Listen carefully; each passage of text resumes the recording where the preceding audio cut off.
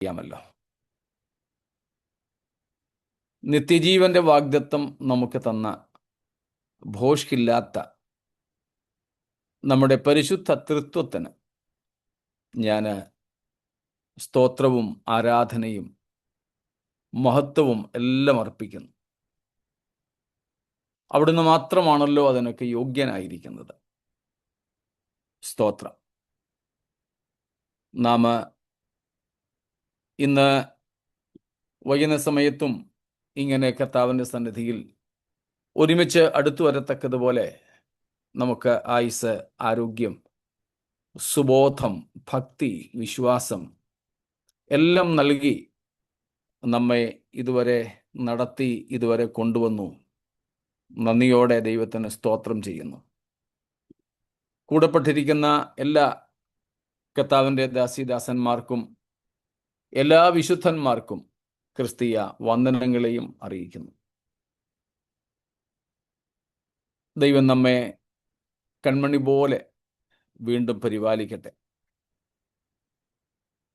അമ്മയെപ്പോലെ നമ്മെ ഓമനിക്കുന്നവൻ, സ്നേഹിതനെപ്പോലെ നമ്മോട് അടുത്ത് ഇടപഴകുന്നവൻ, പിതാവിനേക്കാൾ നമ്മെ കരുതുന്നവൻ. സ്തോത്രം. ഇന്നും നമ്മോട് കൂടെ ഉള്ളതിനായി ദൈവത്തിന് സ്തോത്രം. ഒരിക്കലും നമ്മെ ഏകരായി വിടാത്ത, പത്മോസിലായാലും എഫെസോസിലായാലും കൂടെ ഇരിക്കുന്ന, നമ്മെ കൈവിടാത്ത സ്നേഹനിധിയായ ദൈവം, എന്നും എന്നേക്കും നമ്മുടെ ദൈവം, നമ്മെ ജീവപര്യന്തം വഴി നടത്തുവാൻ മതിയായവൻ എന്നറിഞ്ഞ് നമ്മുടെ ജീവിതത്തിൻ്റെ മുഴുവനും അവിടുത്തെ പാദങ്ങളിൽ, അവിടുത്തെ തോളുകളിൽ ഏൽപ്പിച്ച് നമുക്ക് കൈകൾ കൊട്ടവിട്ടവരായി, ഒഴിഞ്ഞവരായി സ്വസ്ഥമായിരിക്കാൻ പിന്നെയും ദൈവം സഹായിക്കട്ടെ. ദൈവത്തിന് സ്തോത്രം.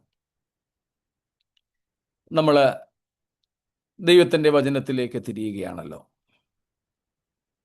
എബ്രായർക്കുള്ള ലേഖനം 2-ാമത്തെ അധ്യായം 1 തൊട്ട് 4 വരെയുള്ള വാക്യങ്ങളുടെ അവസാന പാദങ്ങളിലാണ്.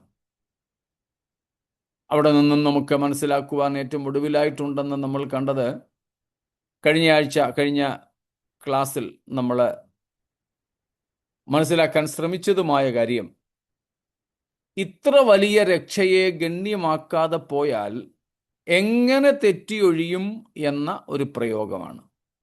എന്ന് വെച്ചാൽ, ഇത്ര വലിയ രക്ഷയെ ഗണ്യമാക്കാതെ പോയാൽ എന്താണ് വരാനിരിക്കുന്നത്? ഇതാണ് നമ്മുടെ ഇപ്പോഴത്തെ ചിന്താവിഷയം. എന്തെങ്കിലും നമുക്ക് നഷ്ടമുണ്ടോ? സ്തോത്രം. ഇത്ര വലിയ രക്ഷയെ ഗണ്യമാക്കാതെ പോയാൽ ദൈവത്തിൻ്റെ ശിക്ഷാവിധിയിൽ നിന്ന്, കർത്താവിൻ്റെ ക്രോധത്തിൽ നിന്ന് എങ്ങനെ തെറ്റിയൊഴിയുമെന്നാണ് അവിടുത്തെ പരാമർശം. എന്നാൽ അങ്ങനെ നാം രക്ഷയെ ഗണ്യമാക്കാതെ പോയാൽ എന്താ സംഭവിക്കാനിരിക്കുന്നത്? പൂർണ്ണമായ അളവിൽ നമുക്കറിയില്ല. എന്നാൽ അതിൻ്റെ ചില സാധ്യതകൾ നമ്മൾ നോക്കുകയായിരുന്നു. അതിൽ കഴിഞ്ഞ ക്ലാസ്സിൽ നമ്മൾ പഠിച്ചത്, ദൈവം ശിക്ഷിക്കുന്ന 3 പ്രധാനപ്പെട്ട രീതികളായിരുന്നു. 1 സ്നേഹത്തോടെ, 2 ന്യായത്തോടെ അല്ലെങ്കിൽ ന്യായമായി, 3 തൻ്റെ ക്രോധത്തിൽ. സ്തോത്രം. മക്കളെന്ന നിലയിലും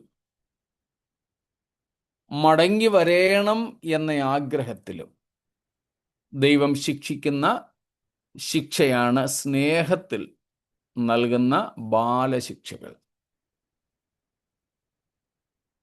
The chastenings in his love. While God deals us as with children, own children, with an intention, with a deep desire that we may return to Him. We may restore to Him. We may rectify our mistakes. സ്തോത്രം. നമ്മളെ വെളിപ്പാട് പുസ്തകം 3-ാം അധ്യായത്തിൻ്റെ 19-ാമത്തെ വാക്യത്തിലും കാണുകയുണ്ടായി, ഞാൻ സ്നേഹിക്കുന്ന ഏത് മകനെയും ശിക്ഷിക്കുന്നു, ശാസിക്കുന്നു. അത് നാം പ്രോവബ്സ് സദൃശവാക്യങ്ങളിൽ ഉൾപ്പെടെ കണ്ടുവരുന്ന കാര്യമാണ്.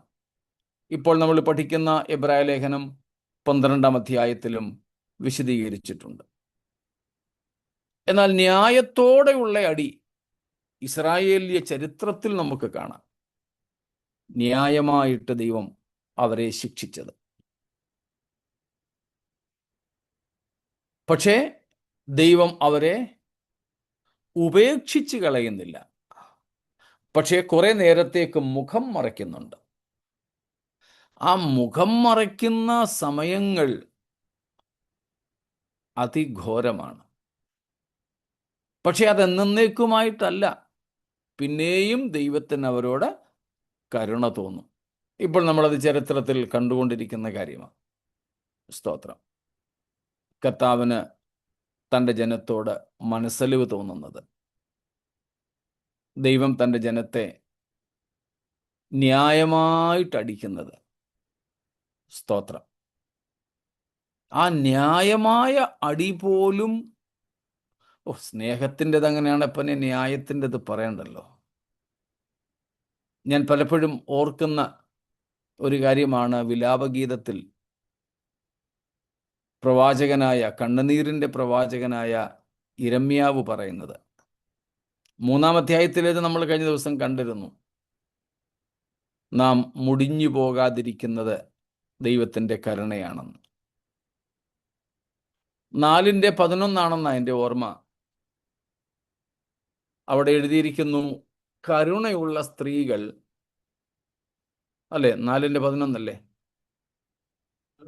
കരുണയുള്ള സ്ത്രീകൾ തങ്ങളുടെ പൈതങ്ങളെ സ്വന്തം കൈകൊണ്ട് പാകം ചെയ്തു. അവർ എന്റെ ജനത്തിൻ പുത്രിയുടെ നാശത്തിങ്കൽ അവർക്ക് ആഹാരമായിരുന്നു. യഹോവ തന്റെ ക്രോധം നിവർത്തിച്ചു, തന്റെ ഉഗ്രകോപം ചൊരിഞ്ഞിരിക്കുന്നു. ദൈവം ന്യായമായി, നമ്മൾ ഇരമ്യാവിൽ വായിച്ചതാണ്, അവർ പ്രാർത്ഥിക്കുന്നു, ഞങ്ങളെ ന്യായത്തോടെയേ ശിക്ഷിക്കാവേ, ക്രോധത്തോടെ ശിക്ഷിക്കരുതേ. ആവർത്തിച്ച് ദൈവവും അവരോട് പറഞ്ഞു, ഞാൻ നിങ്ങളെ മുടിച്ചു കളയത്തില്ല, പക്ഷേ ന്യായമായിട്ട് ശിക്ഷിക്കും. അങ്ങനെ ന്യായമായിട്ട് ശിക്ഷിച്ചപ്പോൾ ഭാഗികമായ ക്രോധമാണ് അവരുടെ മേൽ ചൊരിഞ്ഞത്. ആ സമയത്തെ അവരുടെ അനുഭവത്തെക്കുറിച്ച് അവിടെ എഴുതിയിരിക്കുന്നത്, കരുണയുള്ള സ്ത്രീകൾ തങ്ങളുടെ കുഞ്ഞുങ്ങളെ പാകം ചെയ്ത് കഴിച്ചു. ഒരു പാരഡോക്സിക്കൽ സ്റ്റേറ്റ്മെൻ്റ് ആയിട്ട് നമുക്ക് തോന്നും, വൈരുദ്ധ്യാത്മകമായ ഒരു പ്രസ്താവന. കരുണയുള്ള സ്ത്രീകൾ സ്വന്തം പിള്ളാരെ പുഴുങ്ങിത്തിന്നുവോ? That severe was the famine there. അത്ര കഠിനമായ പഞ്ഞമായിരുന്നു, ക്ഷാമമായിരുന്നു അവിടെ. അമ്മമാർക്ക്, ഫീഡിങ് മദേഴ്സ്, മുലയൂട്ടുന്ന അമ്മമാർക്ക് ആഹാരവും വെള്ളവും പോലും ഇല്ലാത്തത് കൊണ്ട് കുഞ്ഞുങ്ങളെ ഫീഡ് ചെയ്യാനുള്ള പാലില്ല. ഈ കൊച്ചു കുഞ്ഞുങ്ങളുടെ, ശിശുക്കളുടെ അണ്ണാക്ക് നനയാനുള്ള പാല് പോലും അമ്മയിൽ നിന്നും കിട്ടാതെ, കരയാൻ പോലും ഒക്കാതെ അണ്ണാക്ക് വരണ്ട ഈ കുഞ്ഞുങ്ങൾ പട്ടിണി മരണം, ഡെത്ത് ഓഫ് സ്റ്റാർവേഷൻ, പട്ടിണി മരണം അനുഭവിക്കുക. പട്ടിണി മരണം ഒരു ദിവസം കൊണ്ടൊന്നും അല്ലല്ലോ, ദിവസങ്ങളോളം കിടക്കും. അങ്ങനെ കരയാൻ പോലും ത്രാണിയില്ലാതെ കിടക്കുന്ന, അണ്ണാക്ക് നനയാൻ പാലിൻ്റെ തുള്ളിയില്ലാതെ ക്ഷാമം അനുഭവിക്കുന്ന കുഞ്ഞുങ്ങളുടെ ഇഞ്ചിഞ്ചായ മരണം കാണാൻ കഴിയാതെ സ്വന്തം അമ്മമാർ സ്വന്തം കുഞ്ഞുങ്ങളെ എന്നാ പെട്ടെന്ന് മരിച്ചോട്ടെന്നും പറഞ്ഞ് കൊന്നു തിന്നുകയാണ്. ഈ ചാകുന്ന കുഞ്ഞുങ്ങളെ കുഴിച്ചിടാനൊക്കത്തില്ല, മറവ് ചെയ്യാനൊക്കത്തില്ല. മറവ് ചെയ്താൽ ആരെങ്കിലും എടുത്തുകൊണ്ട് പോകും. ഭക്ഷണമില്ല, ശവമെങ്കിലും കിട്ടിയാ തിന്നുന്ന, മനുഷ്യമാംസം തിന്ന് വിശപ്പടക്കാൻ ശ്രമിക്കുന്ന ഒരവസ്ഥയിലേക്ക് യെരൂശലേം നിവാസികളെത്തി.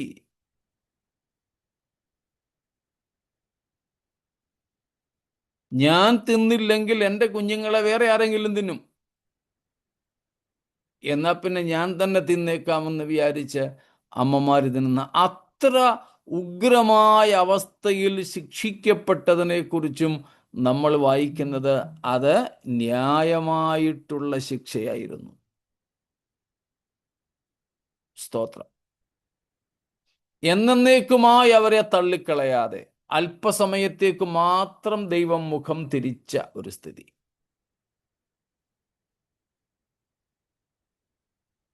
എന്നാൽ മൂന്നാമത്തേതാണ് ഭക്തന്മാര് നിലവിളിച്ചു പറഞ്ഞിട്ടുള്ളത്, ക്രോധത്തിൽ എന്നെ ശിക്ഷിക്കരുതേ, നിന്റെ ഉഗ്രകോപത്തിൽ എന്നെ ദണ്ഡിപ്പിക്കുകയും അരുതേ.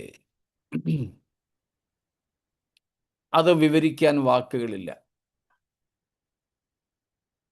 അനന്തയുഗങ്ങൾ പോലും അനുഭവിച്ചാലും അതിൻ്റെ കാഠിന്യം തീരില്ല. അതുകൊണ്ടതിനെ നിത്യശിക്ഷാവിധി എന്നാണ് വിളിച്ചിരിക്കുന്നത്. അല്പസമയത്തേക്ക് ദൈവം മുഖം തിരിച്ചു കളഞ്ഞിട്ട് നമ്മളിപ്പോൾ വായിച്ചതുപോലെയുള്ള ഘോരമായ അനുഭവങ്ങളായിരുന്നെങ്കിൽ എന്നേക്കുമായി ദൈവത്തിൻ്റെ പ്രസാദത്തിൽ നിന്നും സാന്നിധ്യം അനുഭവിപ്പാൻ കഴിയാത്ത അവസ്ഥയിലേക്ക് തള്ളിക്കളഞ്ഞാലുള്ള അവസ്ഥ നമുക്ക് ചിന്തിപ്പാൻ കഴിയുന്നതിലും ഭീകരമാണ്. അപ്പോൾ ഇത്ര വലിയ രക്ഷയെ ഗണ്യമാക്കാതെ പോയാൽ ഈ മൂന്നിൽ ഒരടി ഉറപ്പ, മൂന്നിൽ ഒന്ന് ഉറപ്പ.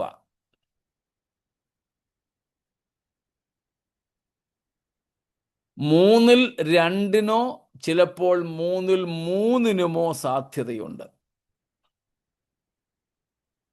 ഉറപ്പാണ് ഒന്ന്. ഒന്നാമത്തേതേതായാലും ഉറപ്പ. ഏതൊരുത്തനോടും ദൈവം തൻ്റെ സ്നേഹത്തിൽ ആദ്യം ഇടപെടും, സ്നേഹത്തിൽ അടിക്കും. മടങ്ങി വരുന്നില്ലെങ്കിലാണ് രണ്ടാമത്തെയും മൂന്നാമത്തെയും ഘട്ടങ്ങളിലേക്ക് തള്ളുക. അതുകൊണ്ടാണ് പറഞ്ഞത്, ആദ്യത്തേത് രക്ഷയെ ഗണ്യമാക്കാതെ പോകുന്ന ആർക്കും ഉറപ്പായിട്ട് തന്നെ ഉണ്ട്. അത്രയും കൊണ്ട് തിരിഞ്ഞു വന്നാൽ രക്ഷയാണ്. തിരുവെഴുത്ത് പറയുന്നത് പോലെ ആ അടി ഏൽക്കാത്ത മകൻ എവിടെയുള്ളൂ? ഒറ്റ മകൻ, ഒരൊറ്റ ദൈവപുത്രൻ പോലും, ഒരൊറ്റ ദൈവ പൈതൽ പോലും ഈ ഒന്നാമത്തെ അടി ഏൽക്കാത്തവരായിട്ട് ഇല്ല. ആരെങ്കിലും പറയുക എനിക്ക് ഇതുവരെ അടി കൊണ്ടിട്ടില്ലെന്ന് പറഞ്ഞാൽ അവർ ദൈവമക്കളല്ല, അവർ ജാരസന്തതിയാ, ഇല്ലെജിറ്റിമേറ്റ് ചിൽഡ്രനാ. സ്തോത്രം. ഇല്ലെജിറ്റിമേറ്റ്. നാം ആരും ജാരസന്തതികളായി കൗലടയന്മാരായി മാറരുത്. സ്തോത്രം. എന്നാൽ ഒന്നാമത്തേതിൽ ശരിയാകുന്നില്ലെങ്കിൽ രണ്ടാമത്തെ ഘട്ടത്തിലേക്ക് വിടും, യഹൂദന്മാരെ വിട്ടതുപോലെ, ഇസ്രായേലിനെ വിട്ടതുപോലെ.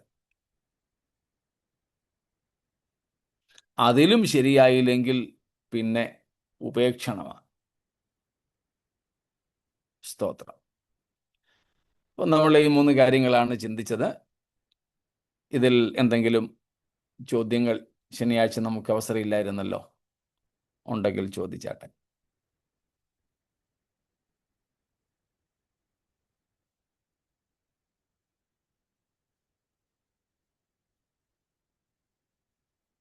ഒന്നുമില്ല എന്ന് മനസ്സിലാക്കുന്നു.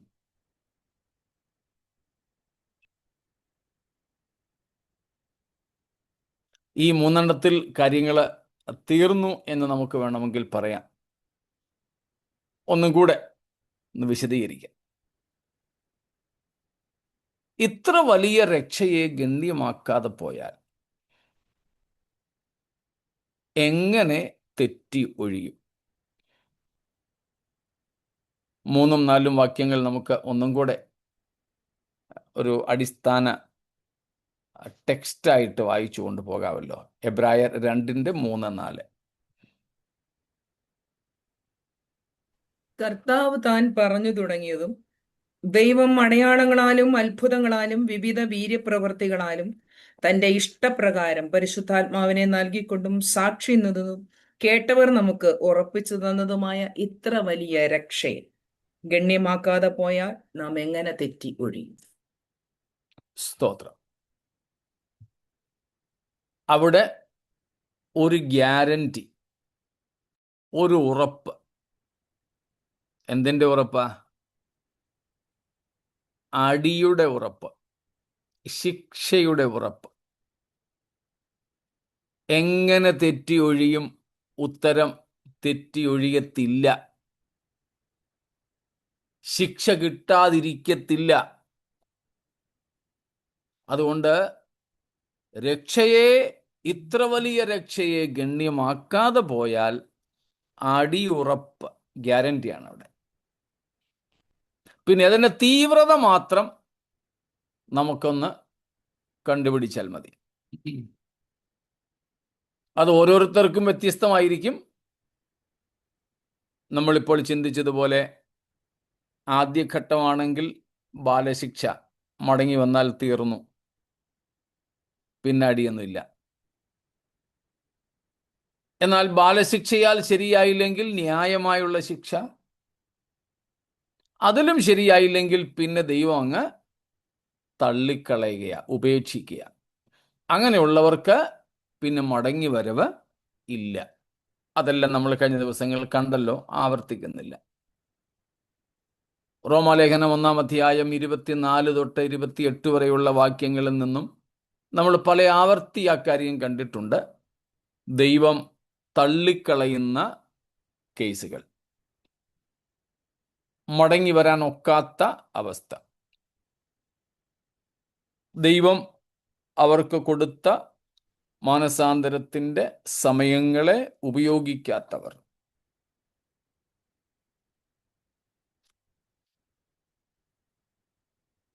ജലപ്രളയ സമയത്ത്, നോഹയുടെ കാലത്ത് സംഭവിച്ചത്,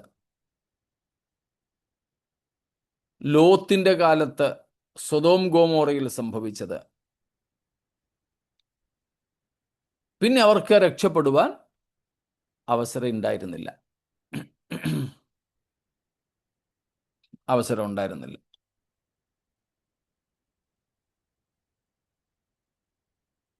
അങ്ങനെ ഇനിയും രക്ഷിക്കപ്പെടാനോ മാനസാന്തരപ്പെടാനോ അവസരം ഇല്ലാതെയാകുന്ന ഒരു സ്ഥിതി.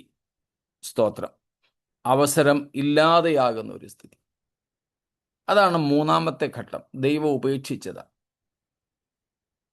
പിന്നെ ചിലപ്പോൾ അവരെ ദൈവം അടിച്ചെന്നൊന്നും വരില്ല.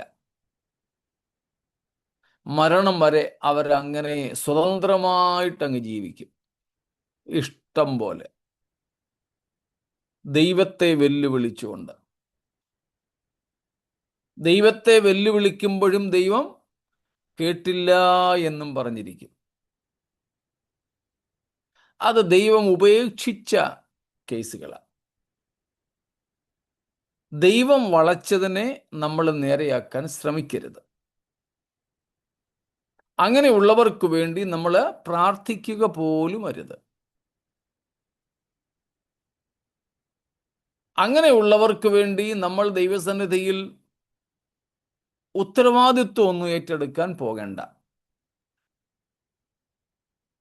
ചിലപ്പോൾ നമ്മളും കൂടെ അടി മേടിച്ച് കെട്ടുമെന്നേ ഉള്ളൂ.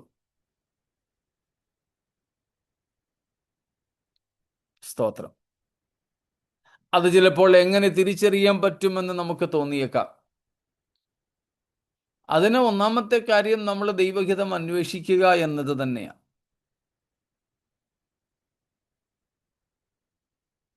അങ്ങനെ നമ്മൾ ദൈവത്തോട് ഒരു നല്ല ബന്ധം പുലർത്തുന്നെങ്കിൽ യിരെമ്യാവിനോട് ദൈവം പറഞ്ഞതുപോലെ നമ്മളോട് പറയും, നീ അവർക്ക് വേണ്ടി പ്രാർത്ഥിക്കണ്ട കുഞ്ഞൻ,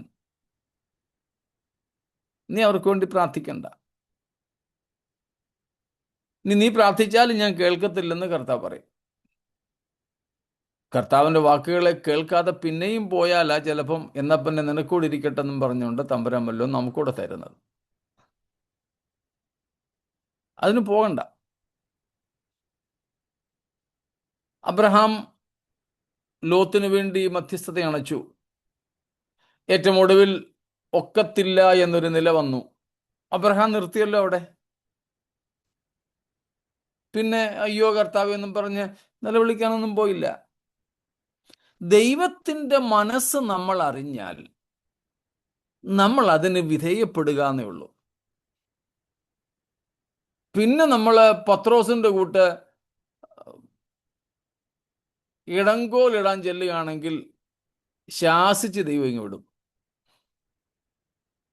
ആ ശാസന ചിലപ്പോൾ അപമാനത്തിന് കാരണമാകും, ചിലപ്പോൾ ശാരീരിക പ്രയാസങ്ങൾക്കൊക്കെ കാരണമാകും. അതുകൊണ്ട് ഏതൊരു വളഞ്ഞ കേസും നേരെയാക്കാൻ പോകുന്നതിന് മുമ്പ് ഇത് ആര് വളച്ചതാണെന്ന് ഒന്നറിയുന്നത് നല്ലതാണ്. ദൈവം വളച്ചതാണെങ്കിൽ നേരെയാക്കാൻ പോകുകയേ വേണ്ട. സ്തോത്രം. അങ്ങനെ ചിലരുടെ കേസിൽ കർത്തൃദാസന്മാർക്ക് ആലോചന കേട്ടതായിട്ടൊക്കെ കേട്ടിട്ടുണ്ട്. അതെ അതെ, തീർച്ചയായിട്ടും ഉണ്ട്.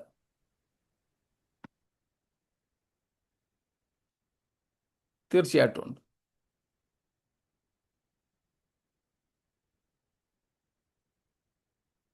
ഇപ്പോൾ ദൈവവുമായിട്ട് നമുക്ക് അങ്ങനെ ഒരു ബന്ധമുണ്ടെങ്കിൽ ദൈവം നമ്മളോട് പറയും. അതുകൊണ്ടാണ് നമ്മളൊക്കെ പ്രാർത്ഥിക്കുമ്പോൾ എന്നാലും ഞങ്ങളുടെ ഇഷ്ടം വേണ്ട കർത്താവേ എന്നൊരു ക്ലോസ് കൊണ്ടുവെക്കുന്നത്. അത് വെറും ഒരു സ്റ്റീരിയോ ടൈപ്പായിട്ട് മാറരുത്, നമ്മുടെ ഒരു ശൈലിയായിട്ടത് മാറരുത്. ആത്മാർത്ഥമായിട്ട് വേണം, കർത്താവേ ഇങ്ങനെയൊക്കെ ഞങ്ങൾ ആഗ്രഹിക്കുന്നു, ഞങ്ങളുടെ ആഗ്രഹമാണ്. അത് അങ്ങോട്ട് പറയാമല്ലോ, പറയാം, തീർച്ചയായിട്ടും പറയാം. അതിനൊരു തടസ്സവും ഇല്ല.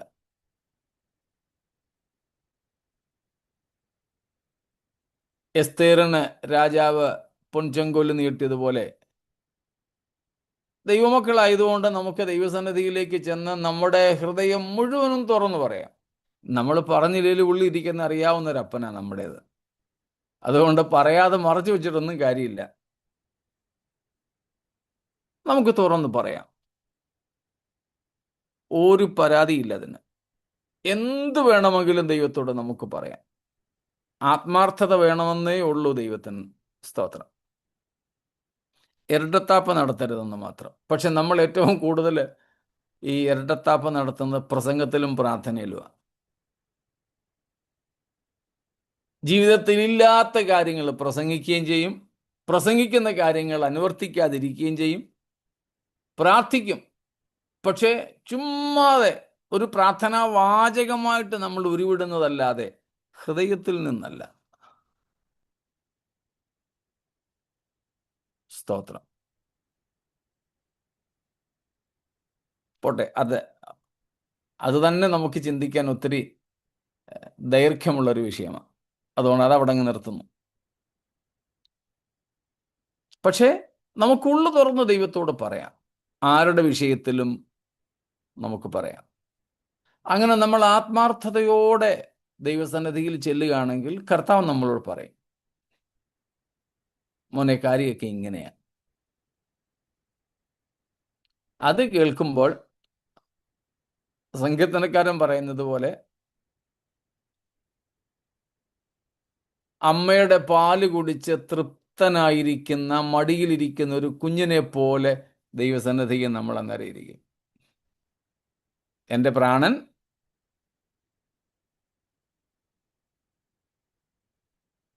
താലോലിച്ച് മിണ്ടതാക്കിയിരിക്കും. സ്തോത്രം.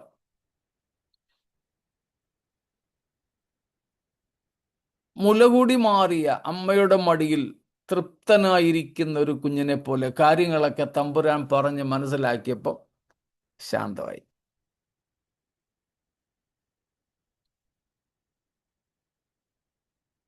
അങ്ങനെയായിരിക്കണം നാം.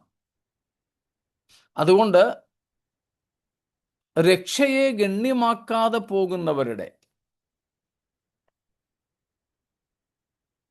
ശിക്ഷാ നടപടികൾ ഈ 3 തലങ്ങളിൽ രീതിയിലായതുകൊണ്ട് മൂന്നാമത്തെ അവസ്ഥയിലേക്ക് തള്ളപ്പെട്ടവരെ കുറിച്ച് നമ്മൾ ആകുലപ്പെടാം.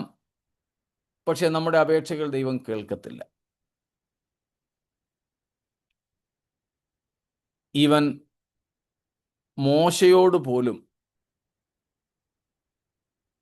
ആ പാറയോട് കൽപ്പിക്കാൻ പറഞ്ഞിടത്ത് ജനത്തോട് തോന്നിയ ദേഷ്യം കൊണ്ട് പാറയെ അവനങ്ങ് അടിച്ചു.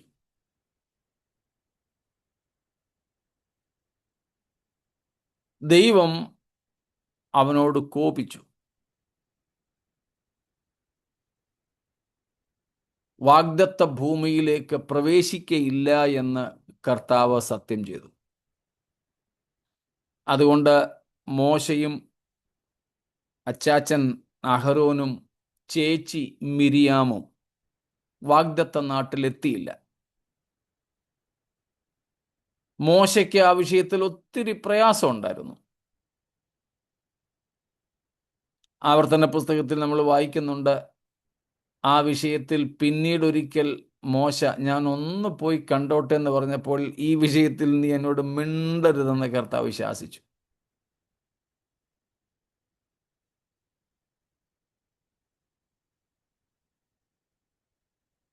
അപ്പം ദൈവം ആ നിലകളിൽ നമ്മോട് ഇടപെടുന്നെങ്കിൽ നമ്മൾ അതിന് വിധേയപ്പെടുക.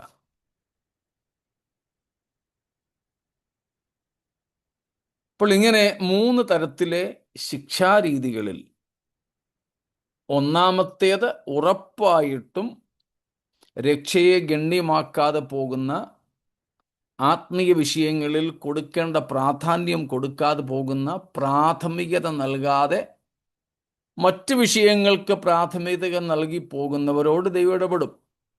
ഒന്നാമത്തേത് ഉറപ്പാണ്. അവിടെ നിൽക്കുന്നില്ലെങ്കിലാണ് രണ്ടാമത്തേതും ഒടുവിൽ തള്ളപ്പെടുന്ന മൂന്നാമത്തെ അവസ്ഥയും എത്തിച്ചേരുന്നത്. ഇതുകൂടാതെ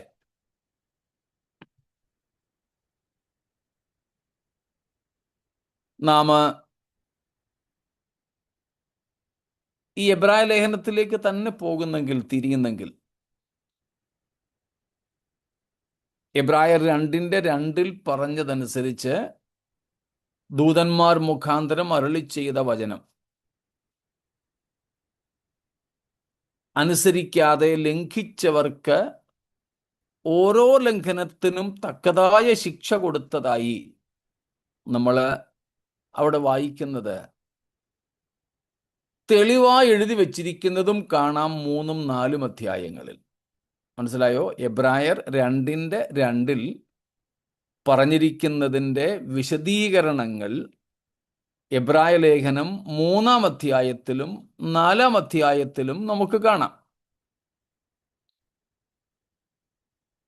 അത് ഇസ്രായേൽ ജനത്തിൻ്റെ മരുഭൂയാത്രയും കനാൻ പ്രവേശനവുമായി ബന്ധപ്പെട്ടതാണ്. ഇസ്രായേൽ ജനത്തിൻ്റെ മരുഭൂയാത്രയും കനാൻ പ്രവേശനവുമായി ബന്ധപ്പെട്ടത്.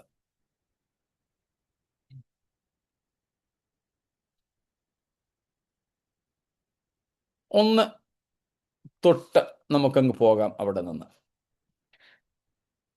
അതോടുകൂടെ നമുക്ക് ഈ 2-ാം അധ്യായം 1 തൊട്ട് 4 വരെയുള്ള വാക്യങ്ങൾ നിർത്താമെന്നാണ് ഞാൻ കരുതുന്നത്. 5 മുതൽക്കുള്ള ഭാഗങ്ങളിലേക്ക് നാളെ പ്രവേശിക്കാം എന്ന് കർത്താവിൽ ആശിക്കുകയാണ്. 3-ാമത്തെ അധ്യായത്തിലേക്ക് നമ്മൾ വരുമ്പോൾ നമുക്ക് മനസ്സിലാകുന്നു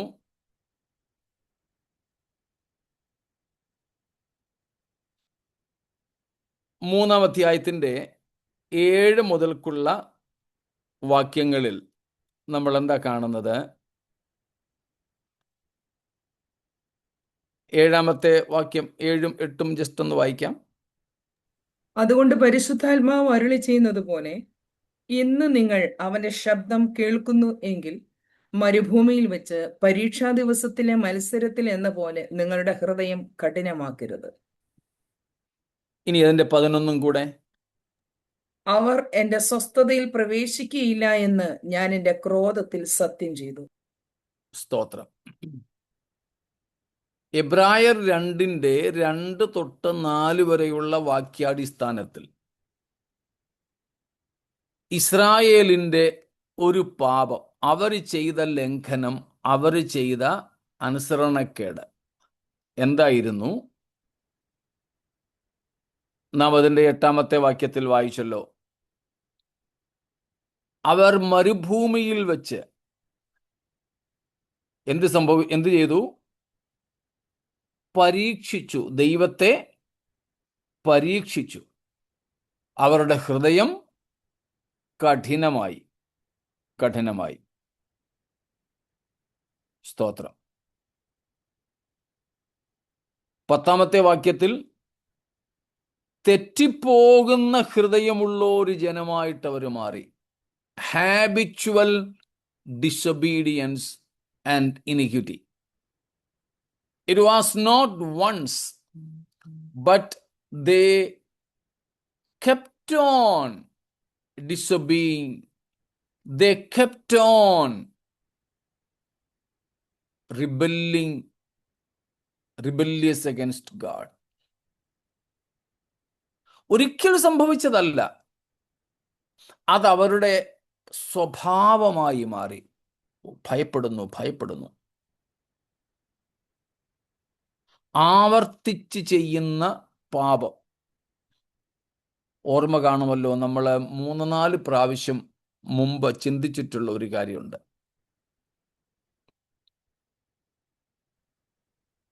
mind your thoughts,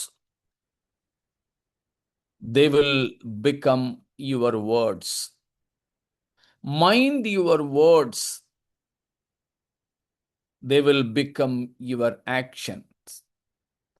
Mind your actions, they will become habit. Mind your habit, that will develop your personality. വേറെയുമുണ്ട്, നമുക്കിപ്പോൾ വേണ്ടത് അത്രയേ ഉള്ളൂ. നമ്മുടെ ചിന്തകളെ നാം പരിഗണിക്കുക, ഗൗരവമായി കാണുക. കാരണം ചിന്തകൾ നാളെ വാക്കുകളാകും. വാക്കുകളെ ഗൗരവമായി കാണുക, കാരണം ആ വാക്കുകൾ നാളത്തെ പ്രവൃത്തികളാകും. പ്രവൃത്തികളെ ഗൗരവത്തോടെ കാണുക, അത് ശീലങ്ങളാകും, ഹാബിറ്റ്സ് ആകും. പ്രവൃത്തികൾ ഇന്ന് ഞാൻ ചെയ്യുന്നത് ഒരിക്കൽ ചെയ്തങ്ങ് നിർത്തിയാൽ കുഴപ്പമില്ല. പക്ഷെ ഞാൻ പിന്നെയും അത് ചെയ്യുമ്പോൾ അത് എൻ്റെ ഹാബിറ്റായി, എൻ്റെ ശീലമായിട്ട് മാറുകയാണ്.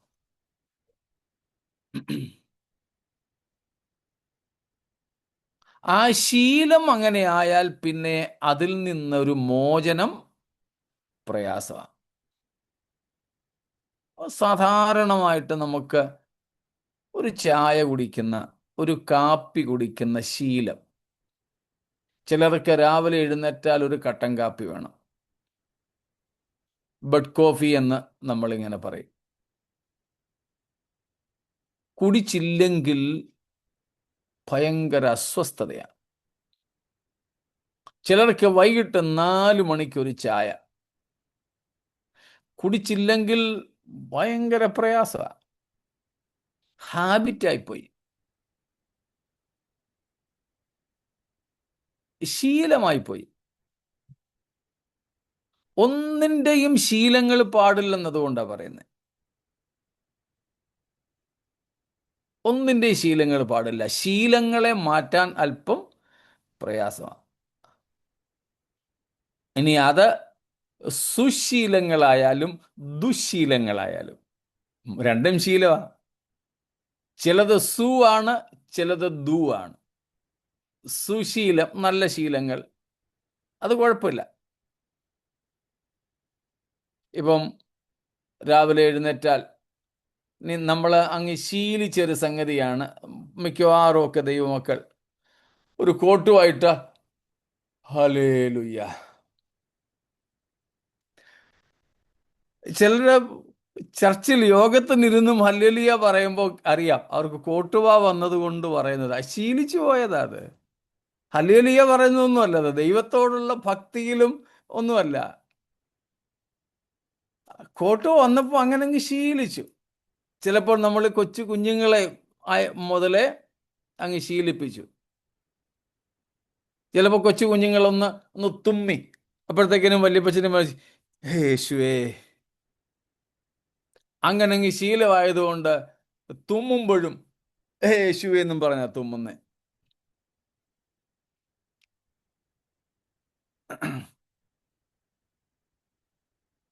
അപ്പം ഇങ്ങനെ ഉള്ള ചില ശീലങ്ങൾ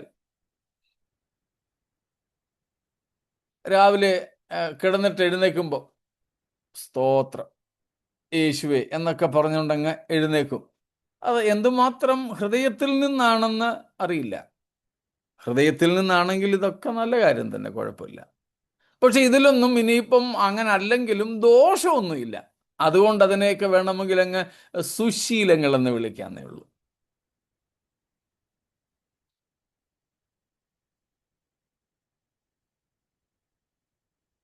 സ്തോത്രം.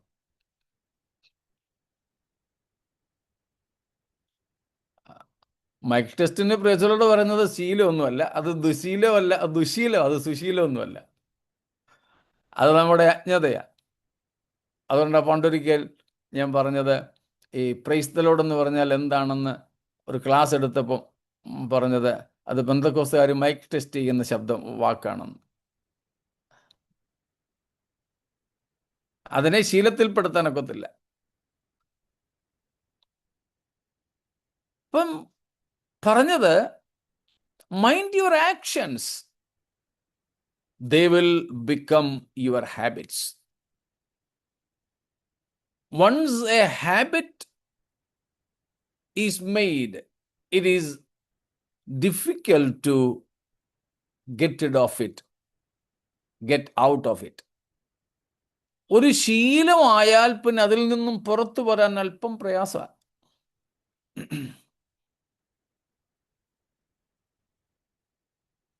ഇവിടെ ദൈവം പറയുന്നത്, ദൈവത്തെ അനുസരിക്കാതിരിക്കുന്നത്, വചനം ലംഘിക്കുന്നത്, ഹൃദയം കഠിനമാക്കുന്നത് ഒക്കെ നിങ്ങളുടെ ശീലമായിരിക്കുന്നു എന്ന്, നിങ്ങളുടെ ഹാബിറ്റ് ആയിരിക്കുന്നു. അതിനെയാണ് ഹാബിച്വൽ സിൻസ് എന്ന് വിളിക്കുന്നത്. അതിനെയാണ് നമ്മൾ എബ്രായ ലേഖനം 12:1 മുറുകെ പറ്റുന്ന പാപം എന്ന് മനസ്സിലാക്കുന്നത്. Sin that easily entangles in Hebrews 12:1. That is about these habitual sins.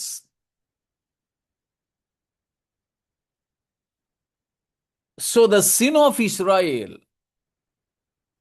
by disobeying the word or the oracles or the commandments transmitted by through the angels,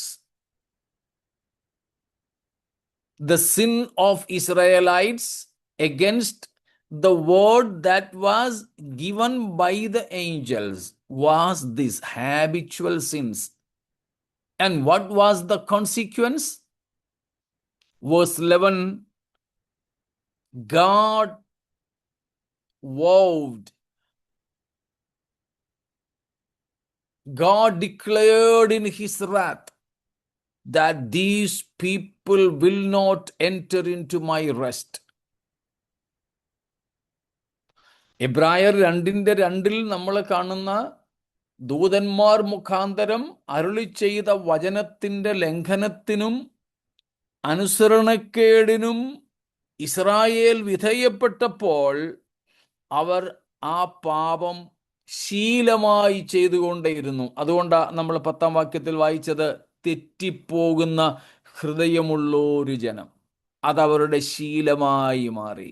ഒരു കർമ്മമായി മാത്രം ഇരുന്നില്ല, അതവരുടെ സ്വഭാവമായി മാറി. Mind your habits, they will become your character. അത് നിങ്ങളുടെ സ്വഭാവമായിട്ട് മാറും.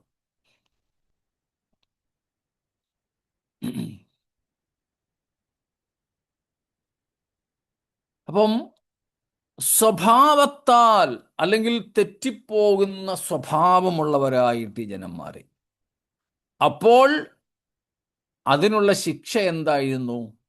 11-ാം വാക്യത്തിൽ 3:11 നമ്മൾ കണ്ടു, ദൈവം ക്രോധത്തിൽ ശപഥം ചെയ്തു, സത്യം ചെയ്തു. സ്തോത്രം. അവർ എൻ്റെ സ്വസ്ഥതയിൽ പ്രവേശിക്കയില്ല. മോശയോട് പോലും ദൈവം അങ്ങനെ ഇടപെട്ടു. സ്തോത്രം. വാഗ്ദത്ത നാട്ടിലേക്കുള്ള പ്രവേശനം ദൈവം തടഞ്ഞു. കഴിഞ്ഞ 40 വർഷങ്ങൾ മോശ ജനത്തെ പ്രേരിപ്പിച്ചു കൊണ്ടുവന്നത് ആ വാഗ്ദത്ത നാടിൻ്റെ മനോഹാരിതയായിരുന്നു. പക്ഷേ തനിക്ക് പോലും അവിടേക്ക് കടക്കാൻ കഴിഞ്ഞില്ല. ഏറെ കൊതിച്ചിരുന്നതാ. സ്വർഗം മോശയ്ക്ക് തടഞ്ഞില്ല എന്നുള്ളത് സത്യ. സ്വർഗത്തിലേക്കുള്ള പ്രവേശനം മോശയ്ക്ക് കർത്താവ് തടഞ്ഞില്ല. പക്ഷേ അവർ പ്രതീക്ഷിച്ചു വന്ന ആ വാഗ്ദത്ത കനാനിലേക്ക് പ്രവേശിപ്പാൻ കഴിഞ്ഞില്ല. അതിൻ്റെ മനോഹാരിത ആസ്വദിപ്പാൻ കഴിഞ്ഞില്ല. അതിൻ്റെ നന്മകൾ അനുഭവിപ്പാൻ കഴിഞ്ഞില്ല. നമ്മളെ സംബന്ധിച്ച്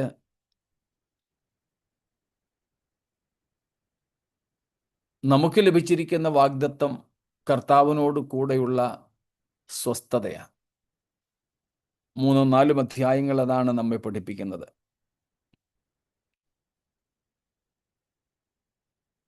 3-ന്റെ അവസാന വാക്യവും കൂടെ, 19-ാമത്തെ വാക്യം, എന്റെ സ്വസ്ഥതയിൽ പ്രവേശിക്കുകയില്ല എന്ന് ആണയിട്ടത് അനുസരണം കെട്ടവരോടല്ലാതെ പിന്നെ ആരോടാകുന്നു?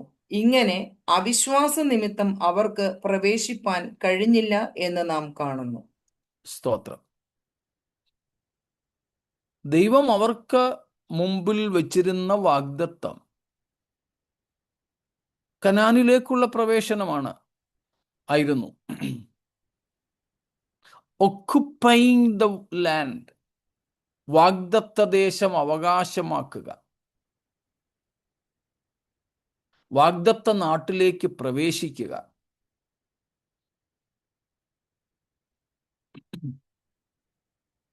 പക്ഷേ 2 കാരണങ്ങളാൽ അവർക്കതിൽ പ്രവേശിക്കാൻ കഴിഞ്ഞില്ല. ഒന്ന് അവിശ്വാസം, മറ്റൊന്ന് അനുസരണക്കേട്.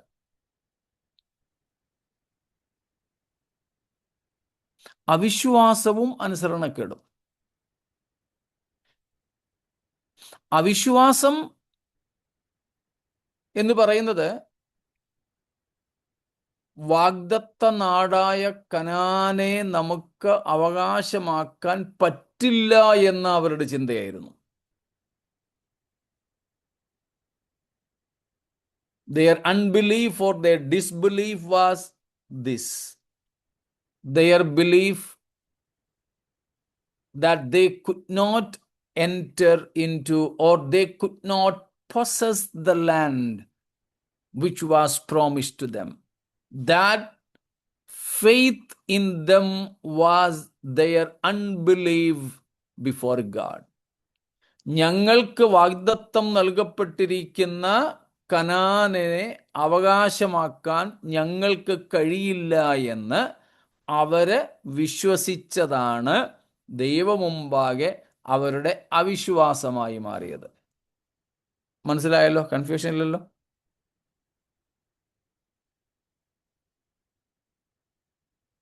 സ്തോത്രം. അയ്യോ, ഞങ്ങൾ കുറച്ചു പേരേ ഉള്ളൂ, ഞങ്ങളുടെ കയ്യിൽ ആയുധങ്ങളില്ല, ഞങ്ങൾക്ക് യുദ്ധസന്നാഹങ്ങളില്ല, രാജാവില്ല,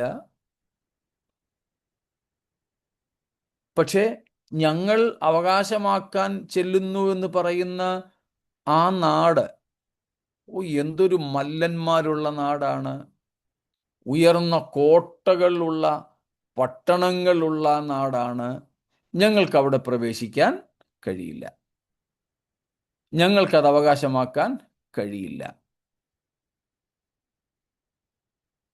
സ്തോത്രം. സംഖ്യാപുസ്തകം 14 അധ്യായം അതിനുള്ള തെളിവുകളാണ്. Numbers chapter 14. ഞങ്ങൾക്ക് പറ്റത്തില്ല അവിടെ കയറാൻ. അതുകൊണ്ട് ഞങ്ങളങ്ങ് മിസ്രൈമിലേക്ക് തിരിച്ചു പോയിരുന്നെങ്കിൽ നല്ലതായിരുന്നു. അല്ലെങ്കിൽ ഇനി അത് പറ്റത്തില്ലെങ്കിൽ ഇവിടെ തന്നെ ഞങ്ങൾ മരുഭൂമിയിൽ തന്നെ മരിച്ചു പോയെങ്കിൽ മതിയായിരുന്നു. സ്തോത്രം. അവരുടെ വിശ്വാസം എന്തായിരുന്നു? ഞങ്ങൾക്ക് ഈ കനാനെ കൈവശപ്പെടുത്താൻ പറ്റില്ല, ഞങ്ങൾ ബലഹീനർ, ഞങ്ങൾ കൈവശമാക്കാൻ ചെല്ലുന്ന നാട്ടുകാർ ഭയങ്കര ബലവാന്മാരും മല്ലന്മാരും, അവരെ തോൽപ്പിക്കാനുള്ള കെൽപ്പൊന്നും ഞങ്ങൾക്കില്ല. ഇത് വാസ്തവത്തിൽ എന്തായിരുന്നു? അവർക്ക് അവരെക്കുറിച്ചും ശത്രുക്കളെക്കുറിച്ചുമുള്ള വിശ്വാസം സത്യത്തിൽ എന്തായിരുന്നു? ദൈവത്തിന്റെ ശക്തിയെ മറക്കുക. ദൈവത്തെ അവിശ്വസിക്കുക, ദൈവശക്തിയെ അവിശ്വസിക്കുക. അതുകൊണ്ടാണ് 3-ാമത്തെ അധ്യായത്തിന്റെ 12-ാമത്തെ വാക്യത്തിൽ നാം വായിക്കുന്നത്, സഹോദരന്മാരെ, ജീവനുള്ള ദൈവത്തെ ത്യജിച്ചു കളയാതിരിക്കേണ്ടതിന് അവിശ്വാസമുള്ള ദുഷ്ടഹൃദയം നിങ്ങളിൽ ആർക്കും ഉണ്ടാകാതിരിപ്പാൻ നോക്കുവിൻ. സ്തോത്രം. അവർ ദൈവത്തെ അവിശ്വസിക്കുകയായിരുന്നു.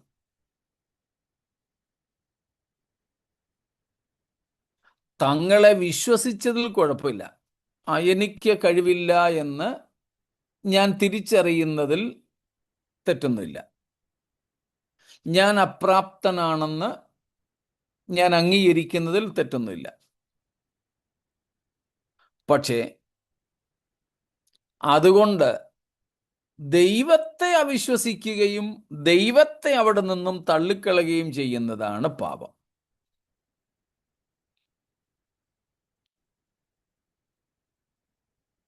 അതുകൊണ്ടാണ് പറഞ്ഞത്, ജീവനുള്ള ദൈവത്തെ ത്യജിച്ചു കളയാതിരിക്കേണ്ടതിന് അവിശ്വാസമുള്ള ദുഷ്ടഹൃദയം നിങ്ങളിൽ, നമ്മളിൽ ആർക്കും ഉണ്ടാകരുത്.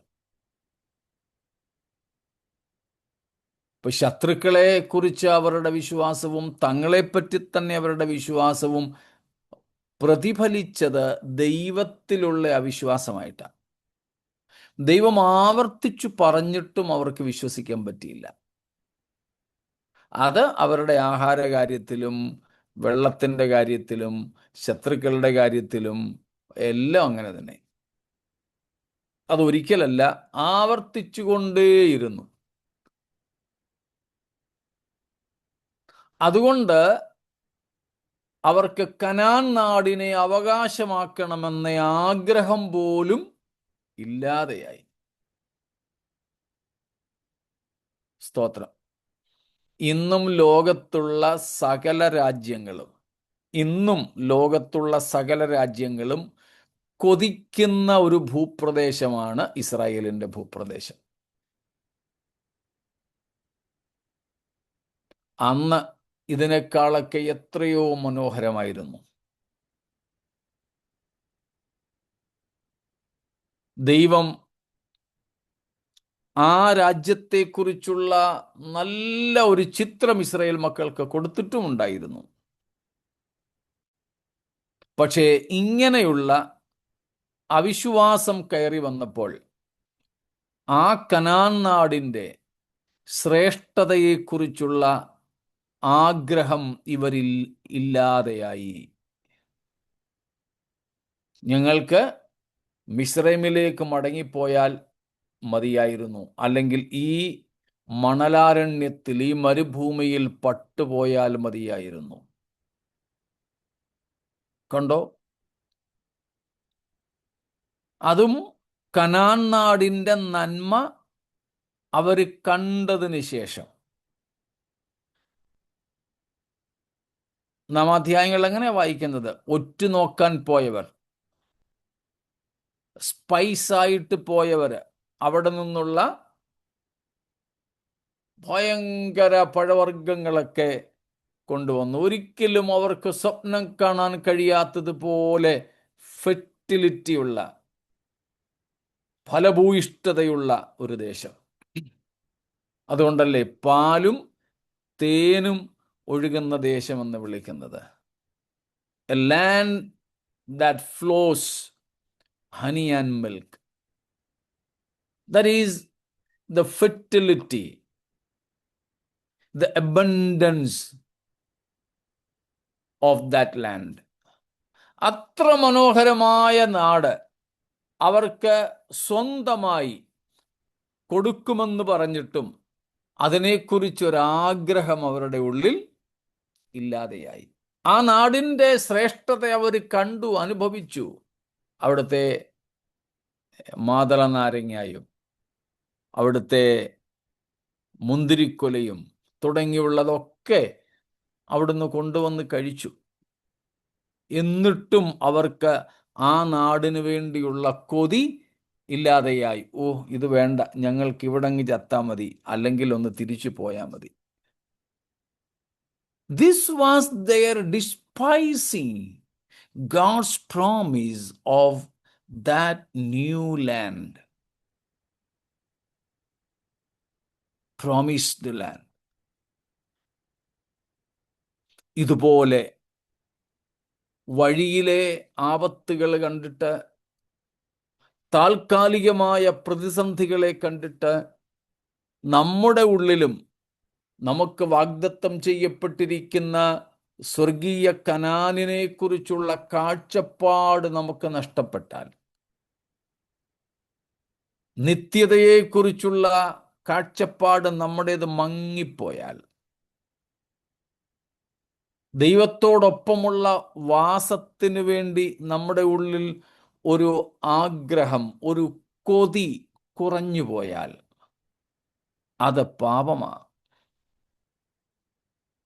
മറ്റെന്തിനേക്കാളും അധികം കർത്താവിനെ ആഗ്രഹിക്കാത്ത ഒരു ജനതയെ അവിടേക്ക് കൊണ്ടുപോകാൻ ദൈവത്തിന് ആഗ്രഹമില്ല.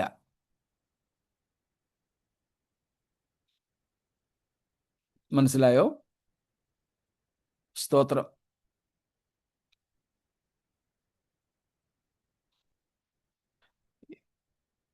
കഴിഞ്ഞൊരു ദിവസം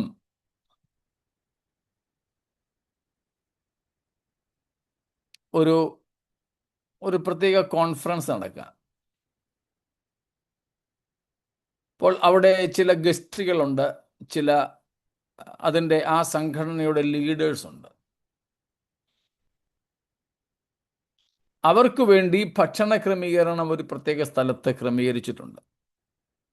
അവരുടെ ഭക്ഷണവും എന്തോ സ്പെഷ്യൽസ് ഒക്കെ ഉണ്ടെന്ന് എനിക്ക് തോന്നുന്നേ. പക്ഷേ ആ കൂട്ടത്തിൽ ഒരാൾ, ആ ലീഡേഴ്സിൽ ഒരാൾ, സാധാരണക്കാരായ അവിടെ ആ കോൺഫറൻസ് സംബന്ധിക്കാൻ വന്ന ഡെലിഗേറ്റ്സിൻ്റെ കൂടെ ഇന്ന് ഭക്ഷണം കഴിക്കുക. അപ്പോൾ ബന്ധപ്പെട്ടവർ പറഞ്ഞു, സാറേ, നിങ്ങൾക്ക് വേണ്ടി അവിടെയാണ് ഭക്ഷണം ഒരുക്കിയിരിക്കുന്നത്, അവിടെ ചെന്നിരിക്കാൻ.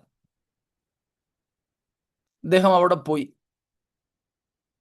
പക്ഷെ അവിടെ പോയിട്ടും അവിടെ ഇരിക്കുന്ന VIP-സിനോടൊന്നും ഇദ്ദേഹത്തിന് അങ്ങോട്ട് ഉള്ളു തുറന്നിടപെട്ട് അവിടുത്തെ ഭക്ഷണമൊന്നും അങ്ങോട്ട് ആസ്വദിക്കാൻ പറ്റുന്നില്ല. കാരണം അദ്ദേഹത്തിൻ്റെ സ്നേഹിതരും ഒക്കെ ഇവിടെ പുറത്തു നിന്ന് കഴിക്കുക. ആ ഒരു നേരം കഷ്ടിച്ച് അവിടെ ഒന്നിരുന്നു, പിന്നെ ഇങ്ങ് വന്ന് ഇവരുടെ കൂടെയാ കഴിച്ചതെന്ന് പറഞ്ഞു. പറഞ്ഞു വന്നതിന് സാരം മനസ്സിലായോ? കർത്താവിനോട് കൂടെ നമുക്ക് ഇരുന്ന് ആ കൂട്ടായ്മയെ ആസ്വദിക്കണമെങ്കിൽ ഇപ്പോൾ തന്നെ നമുക്ക് കർത്താവിനൊപ്പമുള്ള വാസത്തെക്കുറിച്ച് ഒരു വാഞ്ച, ഒരു കൊതി ഉണ്ടാവണം.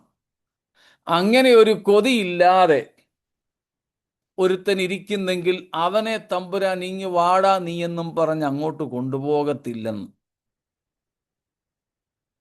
അതാണ് രക്ഷയെ ഗണ്യമാക്കാതെ പോവുക.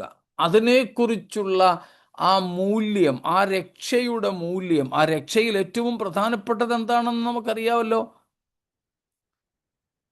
നമ്മുടെ കർത്താവിനെ മുഖാമുഖം കണ്ട് കർത്താവിനോട് കൂടെ കർത്താവിനെ പോലെ.